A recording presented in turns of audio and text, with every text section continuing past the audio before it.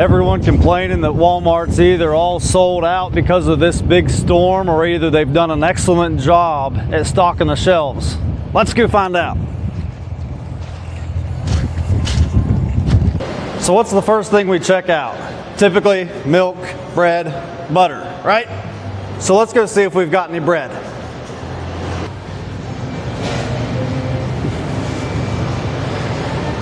As soon as we come into Walmart, one of the first things you find, what we would think would typically be sold out of, is bread. And again, we come into yet another shelf, which we would think would be completely sold out of bread or milk or butter or the basic necessities.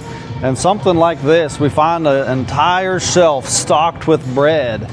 And there's all kind of bread, but here is, I find a simplicity in just a half a loaf of bread that it would already be broken. And for me this week, that's where life meets Bible, is in the simplicity that we can come into Walmart and find something as simple as milk or bread and find Christ in our day-to-day life.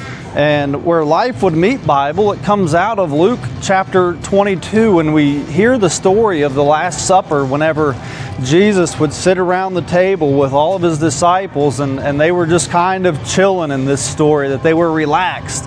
And Jesus pulled up something as simple as a loaf of bread, and he began to talk about how it would resemble his body, and he would say that this body broken for you, and as often as ye eat of this, that you would do so in remembrance of him. And so we come into a place like Walmart, where probably 90% of us get our groceries, and we find Jesus on a shelf.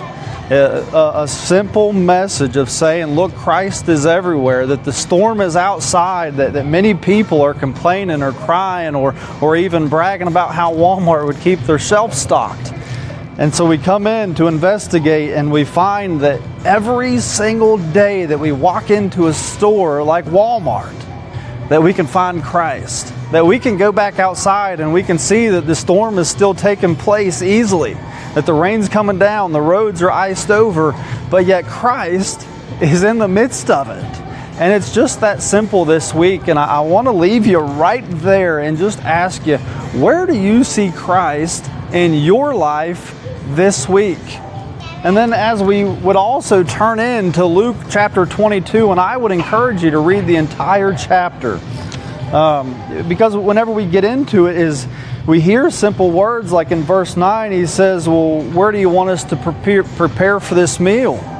A simple question which would in turn tell us to ask the simple questions, ask the hard questions even, that if we have doubts, if we're down in the storm, that we wouldn't just leave it there, but yet we would ask the questions. And then Jesus in return would give us a solid answer, and he would tell us where to go and tell us what to do whenever we get there.